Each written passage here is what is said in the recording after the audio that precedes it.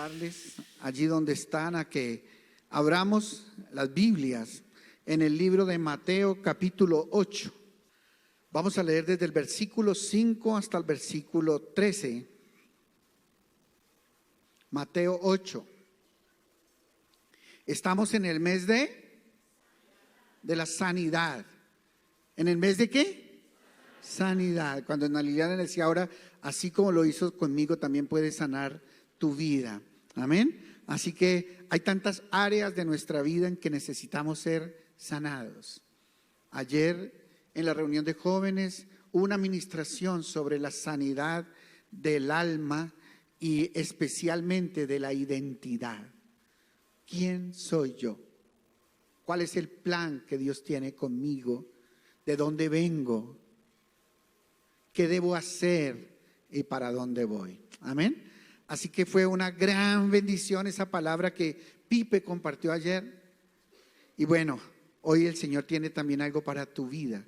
Así que te voy a invitar a que allí donde estás, Mateo 8, vamos a leer desde el versículo 5 en adelante. Dice la palabra de Dios: entrando Jesús en Capernaum, vino a él un centurión rogándole y diciendo: Señor, mi criado está postrado en casa, paralítico, gravemente atormentado. Y Jesús le dijo: yo iré y le sanaré. Y respondió el centurión y dijo: Señor, no soy digno de que entres bajo mi techo, solamente di la palabra y mi criado sanará. Porque también yo soy hombre bajo autoridad y tengo bajo mis órdenes soldados, y digo a este ve y va, y al otro ven y viene, y a mi siervo haz esto y lo hace. Al oírlo Jesús se maravilló y dijo a los que le seguían: de cierto os digo que ni aún en Israel he hallado tanta fe. Verso 13. Entonces Jesús dijo al centurión: ve y como creíste te sea hecho. Y su criado fue sanado en aquella misma hora. Amén. Bueno, en este pasaje que acabamos de escuchar, hay una enseñanza que quiero compartir, pero que quiero que antes que entremos a escudriñar esa enseñanza, vayamos por favor al Salmo 107. Salmo 107, y vamos a ver algunos versos del Salmo 107 en donde el Señor nos muestra unos principios que yo quiero que hoy entendamos. Versículo número 10. Ahora, este Salmo 107 es algo bien particular, porque relata no la historia completa, sino como es tomando algunos pasajes de la historia del pueblo de Israel, desde que salen o desde que están en la esclavitud en Egipto, aún después también en la época en que estuvieron cautivos en Babilonia. Relata varios episodios, unos 4 historias idénticas en donde se repite este principio que vamos a ver en este momento. Lo primero, verso 10. Ayúdeme a leer. Algunos moraban en tinieblas y sombra de muerte, aprisionados en aflicción y en hierros, por cuanto fueron rebeldes a las palabras de Jehová y aborrecieron el consejo del Altísimo. Por eso quebrantó con el trabajo sus corazones y cayeron, y no hubo quien los ayudase. Aquí está hablando de un pueblo que está en bendición o que está en maldición.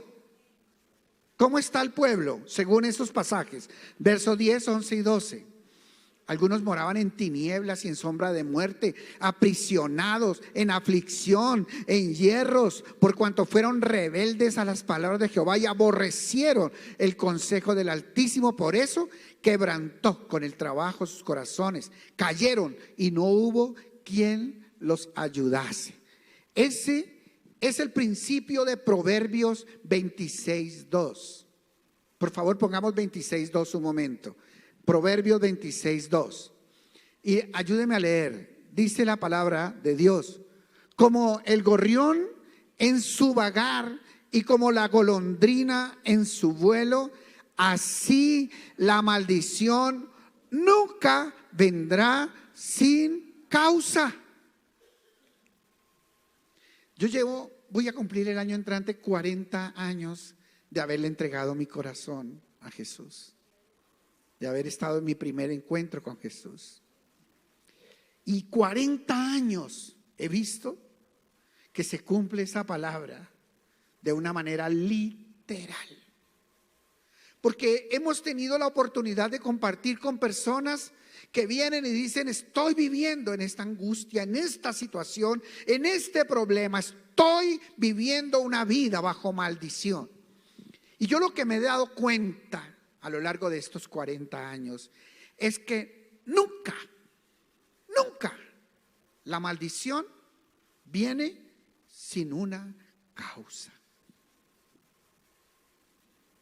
Así que si tú estás pasando en este momento por un proceso, por un momento de maldición, yo te aseguro, porque yo lo he visto a lo largo de 40 años, a mí no me lo han contado, y yo he visto, aquí dejaron un celular, yo he visto estos 40 años que la maldición nunca ha venido sin causa. Estábamos en un encuentro, había un señor dentro del encuentro en silla de ruedas. Era un encuentro de parejas y estaba allí con su esposa. Y cuando estábamos compartiendo acerca de la educación de los hijos en el encuentro, y él pasó en su silla de ruedas airado y dijo: pero ¿cómo voy a pasar tiempo con mi hija con esta silla de ruedas si no puedo sacarla al parque? Pero era así, con ira, con rabia, con dolor. Y yo me quedé mirándolo. Y ¿saben una cosa? Yo sabía la historia de él. Y se las voy a contar rápidamente. Se casó, primero cuando novios, eran líderes en una iglesia católica de los jóvenes. Eran líderes, ellos dos, y vivían en fornicación. Vivían en fornicación, o sea, fornicando lideraban los jóvenes de la iglesia. Ahora, eso a veces pasa también en las iglesias cristianas. O sea, esto no solamente es porque hayan sido católicos, no. No, esto también sucede en iglesias cristianas, donde hay personas que siendo y desarrollando un liderazgo y estando haciendo la obra de Dios, están en fornicación. O sea, no están con la bendición de Dios y están teniendo relaciones sexuales. O están tocándose. Y se casaron. Con ella, obviamente embarazada, se casaron. Se fueron a la luna de miel y fue lo más terrible del mundo. Ella embarazada con náuseas y él queriendo conocer San Andrés. Y ella no quería salir de la habitación porque era con vómitos y todo, la primera fase del embarazo. Terrible luna de miel. Ahí arrancaron los problemas. Y luego que se casaron, él era basquetbolista. Era un tremendo basquetbolista y trabajaba en el Banco de Colombia y había unas olimpiadas que iban a ser en Melgar. Y entonces esa noche anterior él no llegó a la casa, se fue a beber y obviamente comenzó a tener por fuera, porque cuando viene el trago vienen muchas cosas adicionadas en el trago. Comenzó a tener un romance y una relación con una chica del grupo de danzas del Banco de Colombia, teniendo su esposa embarazada.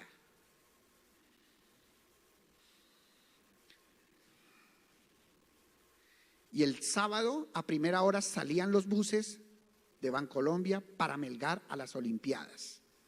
Y él llegó al bus borracho.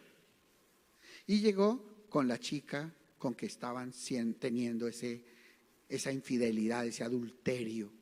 Se montaron en el bus y el bus, cuando iba bajando, antes de llegar a la nariz del diablo, en esas bajadas de, ¿cómo se llama ese pedazo? Del Boquerón, el bus perdió los frenos. Y rodó por un lado del abismo, rodó hasta que cayó abajo. Él en ese accidente quedó partida la espalda en 4 pedazos. Y milagrosamente lo pudo. Cuando él abrió los ojos, volteó a mirar y su moza, ¿sí es moza, cierto que se dice? ¿O cómo se le llama a la persona? Moza, ¿no? Moza. Su moza estaba muerta ahí al lado. Y entonces él, como pudo, se arrastró para salir y lograron salvarle la vida a este hombre. Y obviamente su esposa tuvo su bebita y estaban en el encuentro porque habían tenido un matrimonio terrible prácticamente todo el tiempo. Y entonces cuando yo volteé a mirarlo, le dije: te quiero decir algo que la Biblia dice. La palabra de Dios dice que ninguna maldición viene sin causa. Así que si tú estás hoy en esa silla de ruedas, es porque tú hiciste algo y trajiste esa maldición sobre tu vida y sobre tu familia. Y entonces él agachó la cabeza y en medio de su rabia comenzó a retroceder. Se arrepintió, le pidió perdón al Señor, tomó la mano de su esposa y ese día hicieron una oración entregándole el corazón a Jesús. ¿Saben una cosa? No creas que Dios es ciego, porque tú puedes engañar a todo el mundo, pero a Dios no. Y si tú hoy estás viviendo una situación difícil en tu vida, yo te aseguro que eso tiene un origen, o en tus generaciones anteriores, o en tu propia vida. Algo tú has hecho, algo ha pasado en la historia de tu casa que hoy te tiene a ti viviendo preso de la maldición. Entonces digan conmigo: la maldición nunca vendrá sin causa. Sin causa. Ahora yo no les quiero refregar hoy la palabra de Dios en su cara, pero más vale que escuchen y entiendan este principio. Cuando uno entiende el principio, entonces uno sabe que eso tiene un origen y puede atacar mejor.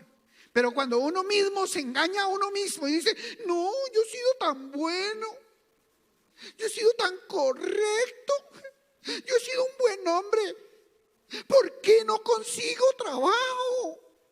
¿Por qué será? Ay, papito, te aseguro que hay una historia en tu vida que tiene un origen que no le agradó a Dios en tu comportamiento.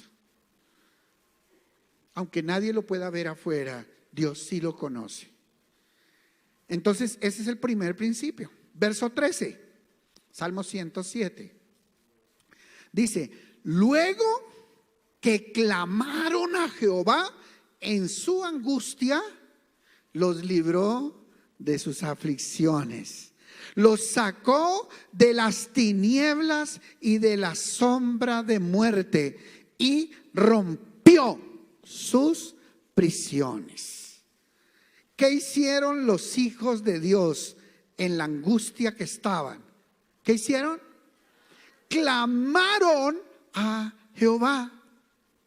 Entonces, el segundo principio de hoy es que no importa la situación que tú estés viviendo, si tú estás dispuesto a clamarle a Dios con todo tu corazón, arrepentirte de tu pecado, Dios te va a librar de la situación en que estás. Dios lo puede hacer, pero se requiere un cambio en el corazón.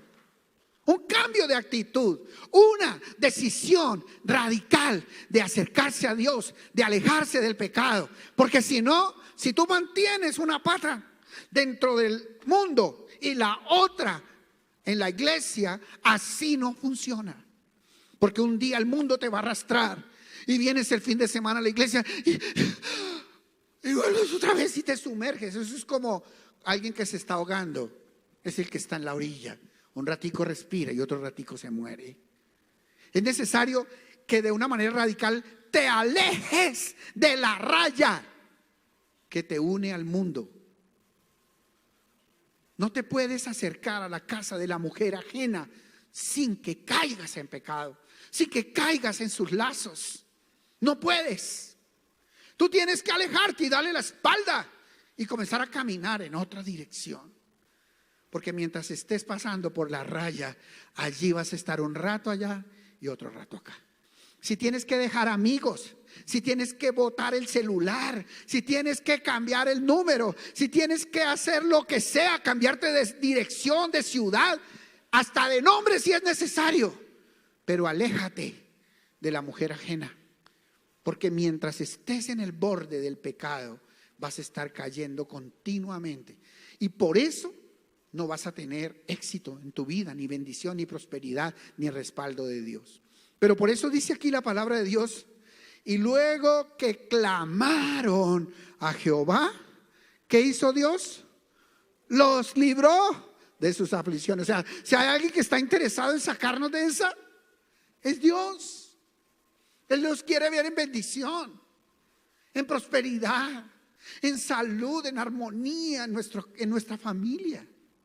Pero no podemos seguir sin clamarle a Dios. Así que dile a la persona que tienes al lado: hay que clamarle a Dios. Verso 17. Otra historia igual. Ellos mismos, ahí mismo en el Salmo 107. Dice verso 17, ayúdeme.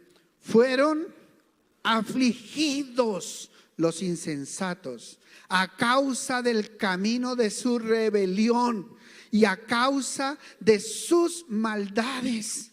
Su alma abominó todo alimento y llegaron hasta las puertas de la muerte. ¿En bendición o en maldición?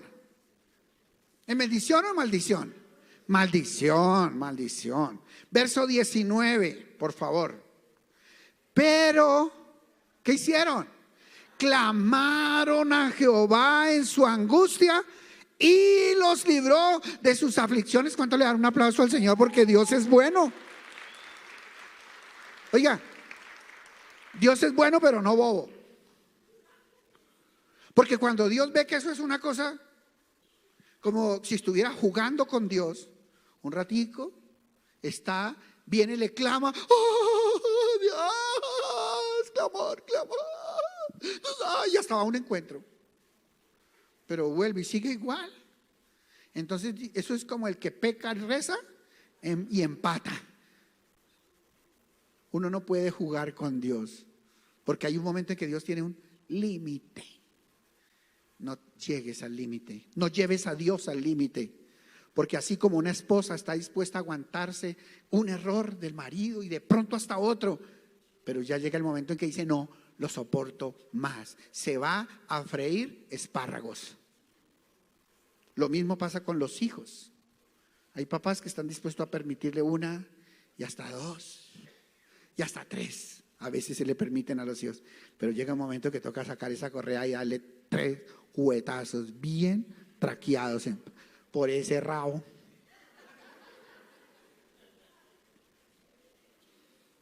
Que lo digan mis hijos.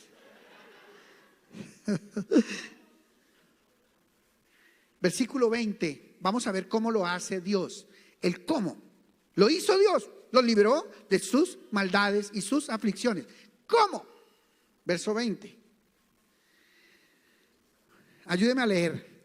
Envió su palabra y los sanó y los libró de su ruina. Gloria a Dios. Gloria a Dios.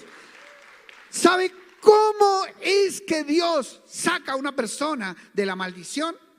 Enviando una palabra. Dios de esa manera creó el universo y todo lo que existe por la palabra que salió de su boca. Cuando una palabra sale de la boca de Dios, dice la Biblia, no vuelve a él vacía, sino que hace aquello para lo que Dios la envió. Entonces, cuando nosotros, estando en la aflicción, así haya sido nuestro propio pecado, así haya sido el pecado de mis padres, de mis abuelos, de mis bisabuelos, así se haya sido una maldición generacional de nuestro continente, pero si nosotros le clamamos a Jehová, Jehová nos libra. Jehová envía la palabra. Por eso es necesaria la palabra de Dios, porque sin palabra no hay liberación.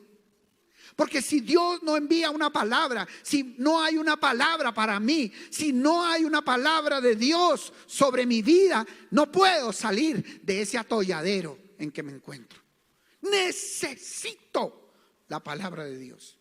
Por eso dice la Biblia, envió su palabra y ¿qué? Y los sanó y los libró de su ruina.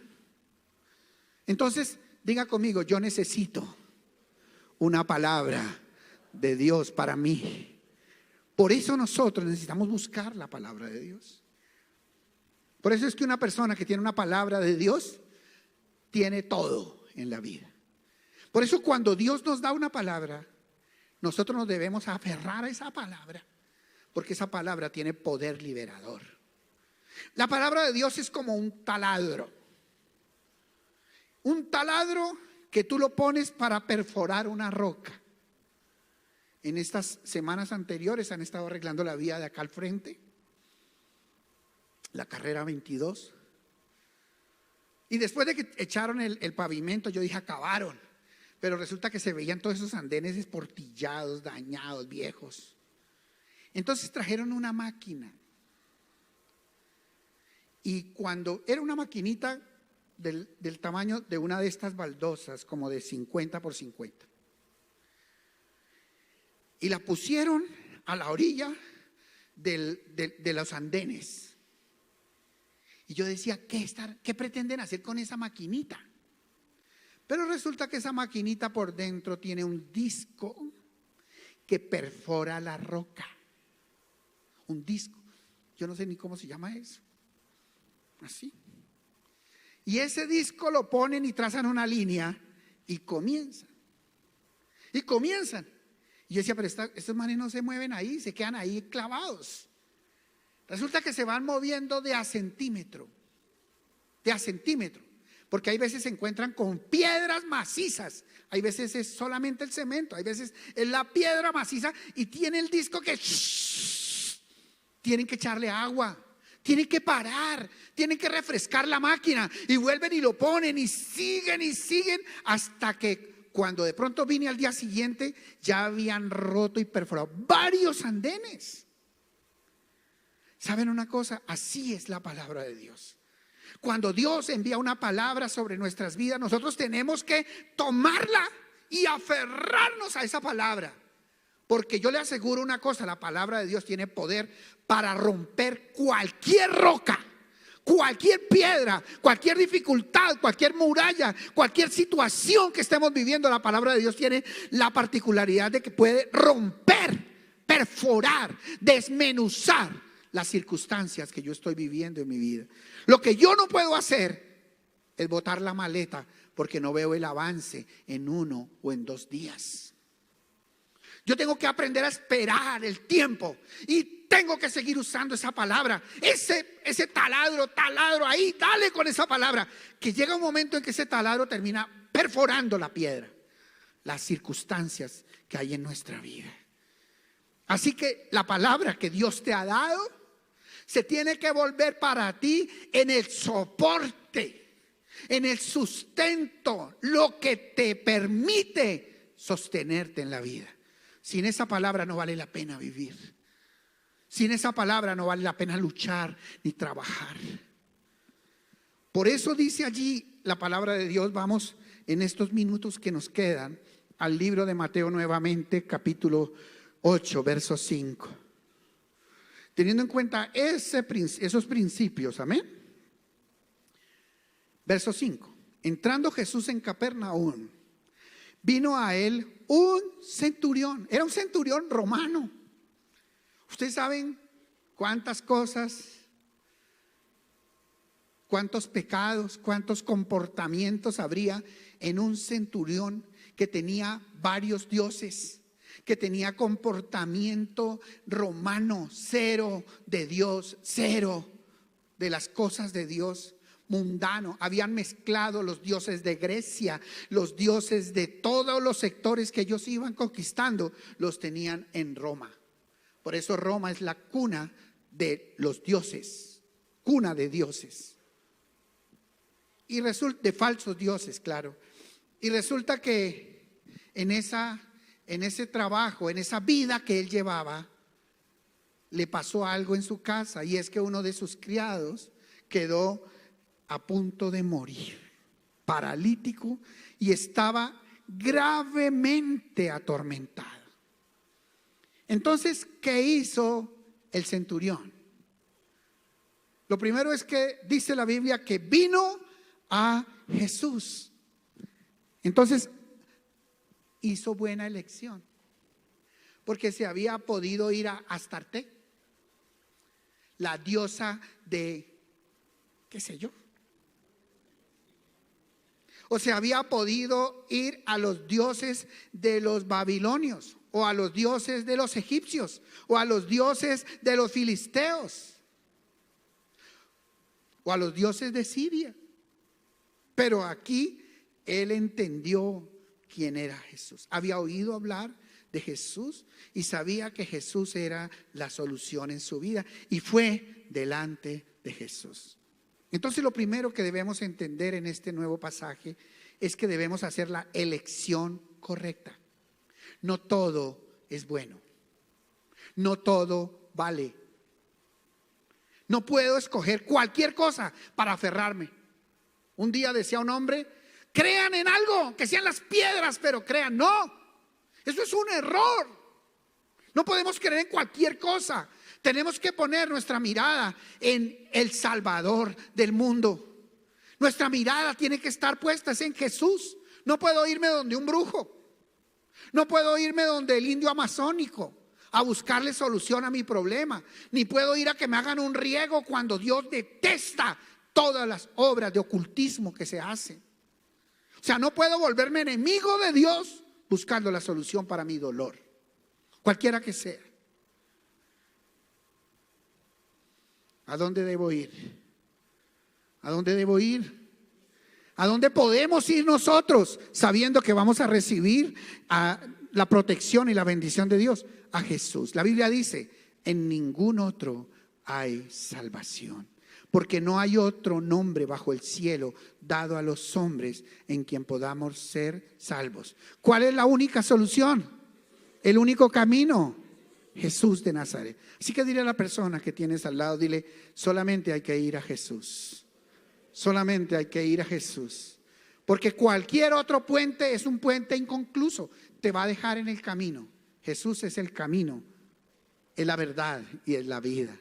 Y él mismo dijo: yo soy la puerta, y nadie viene al Padre sino por mí. ¿Quieres ir a Dios? Tienes que escoger a Jesús de Nazaret.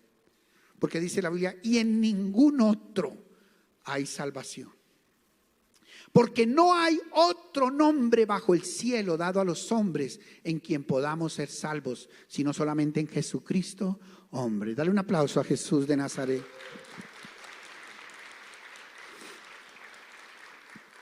Y mire cómo llegó este centurión. Entrando Jesús en Capernaum, vino a él un centurión, ¿cómo? Rogándole.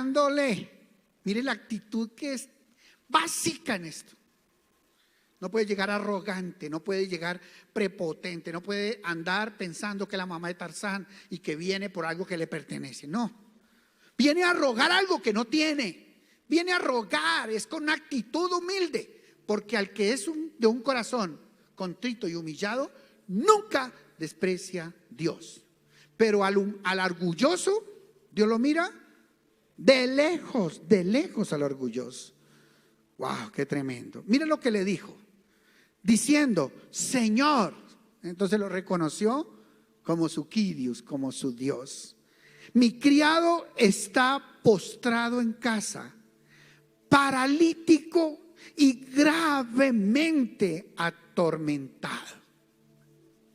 Entonces, ¿qué hizo? De acuerdo a los principios, estaba viviendo este centurión las consecuencias de sus faltas, ¿sí o no? O sea que la maldición no había venido sin causa, había causa. Pero ¿qué hizo el centurión de acuerdo al segundo principio? Le rogó a Dios, le clamó a Dios, le suplicó a Dios y se le postró y le dijo, Señor, mi criado está paralítico en casa, gravemente atormentado. Y mire la respuesta del Señor, porque es que el Señor es así. El Señor no se hace de rogar, el Señor no anda distraído. Y entonces de pronto es que me toca como decirle 50,000 veces, no, con una vez que tú lo hagas con un corazón contrito y humillado, ya tienes la respuesta de Dios. Mira a Jesús como dice, y Jesús le dijo, yo iré y le sanaré. Entonces con Jesús las cosas son quickly, amén, así, rápido. Y le respondió el centurión y le dijo, Señor, no soy digno de que entres bajo mi techo. Señor, yo no he ido a encuentro. Señor, yo no pertenezco al pueblo de Israel. Yo vengo de una vida tan enredada. Señor, mi casa hay idolatría. Todavía tengo imágenes puestas en mi casa. Tú te vas a sentir muy incómodo si entras en mi casa. No, ni siquiera puedo permitir que te metas en mi casa así. No me atrevo a hacerte pasar por ese mal momento, Señor. No soy digno de que entres bajo mi techo. Pero le dijo la tercera clave del milagro. ¿Cuál fue? Solamente ¿qué? Di la palabra y mi criado sanará. Amén. O sea, necesito solamente una palabra, solo una palabra. Suéltala, suéltala, Señor. Suéltala, Señor. Solamente di la palabra. Con que salga una palabra de tu boca, yo tengo de dónde agarrarme. Solamente di la palabra y mi criado sanará. Wow. Tú si estás alimentado con la palabra de Dios, te estás leyendo la palabra, porque en las circunstancias que vivimos hoy en día necesitamos estar recibiendo palabra continuamente, porque son milagro tras milagro lo que necesitamos. Yo necesito milagro para la iglesia. Yo necesito milagro para mi vida financiera. Yo necesito milagro para mis hijos, para mis hijas ahora, para mis nietos, para mis bisnietos. Necesito un milagro para los hogares de cada uno de ustedes. Necesito milagro para esta nación. Yo necesito milagro tras milagro todo el tiempo. Pero menos mal que yo creí en el Dios de los milagros, amén.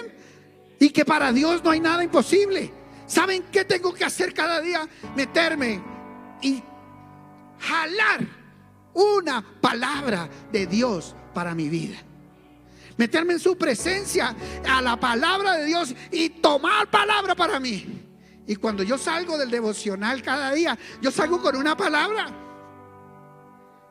y me agarro esa palabra y se la mando por la red a mis hijos, y hablo con mi esposa, la comparto con el liderazgo, la creo, y Dios hace un milagro, porque después de que esa palabra sale de su boca, no vuelve vacía, sino que hace aquello para lo que Dios la ha enviado. Amén. Así que tú lo que necesitas, todo lo que tú necesitas en la vida es una palabra. Esta palabra de hoy, esta palabra que estás escuchando, se tiene que volver vida para ti. Te tienes que agarrar de esa palabra y permitir que Dios transforme tus circunstancias. Amén. Solamente di la palabra y mi criado sanará. Porque yo también soy hombre bajo autoridad. Y le digo a mi criado: ve y va, ven y viene. Solamente di la palabra, Señor. Solamente di la palabra y mi criado sanará. Si tú no has recibido una palabra de Dios, hoy te la quiero dar. El Señor dice que por su llaga fuimos nosotros curados. Ya no tienes que estar enfermo. Esa es la palabra para ti hoy. Por su llaga yo fui sano. Mi esposa fue sana. Mis hijos, mis nietos son sanos. Por esa palabra tu esposa, tu esposo es sano en el nombre de Jesús de Nazaret. Solamente di la palabra. Hay otra palabra para ti. Jesús de Nazaret, dice la Biblia, siendo rico, se hizo pobre para con su pobreza enriquecernos a nosotros. Así que agárrate de esa palabra. Mi Dios pues suplirá todo lo que os falte conforme a sus riquezas en gloria. Agarra esa palabra, agárrala, cógela. Dice: Señor, me agarro de la palabra, agarro mi palabra en el nombre de Jesús de Nazaret. La agarro en el nombre de Jesús de Nazaret. Dios quiere que tú seas bendecido y que seas prosperado y que tengas salud, así como prospera tu alma. Y aunque andes en valle de sombra de muerte, hoy te dice el Señor: no temerás mal alguno, porque yo estaré contigo. Así como estuve con Moisés, estaré contigo. No te dejaré ni te desampararé jamás. Recibe la palabra, cógela en el nombre de Jesús de Nazaret. Solamente di la palabra y mi criado sanará. Versículo número 10. Y al oírlo Jesús se maravilló y dijo a los que le seguían: de cierto os digo que ni aún en Israel he hallado tanta fe. Versículo 13. Otro día estudiamos el 11 y el 12. Entonces Jesús dijo al centurión, ¿qué le dijo? Ve y como creíste te sea hecho. Y su criado fue sanado en aquella misma hora. Amén. ¿Cuánto tiempo tiene que pasar entre que yo crea y que reciba la sanidad? ¿Cuánto tiempo? ¿Un año? ¿Un mes? ¿Una semana? ¿Un día? Tiene que ser mañana, no puede ser hoy. ¿Puede ser ahora? Entonces ponte de pie y lo vamos a creer en el nombre de Jesús de Nazaret.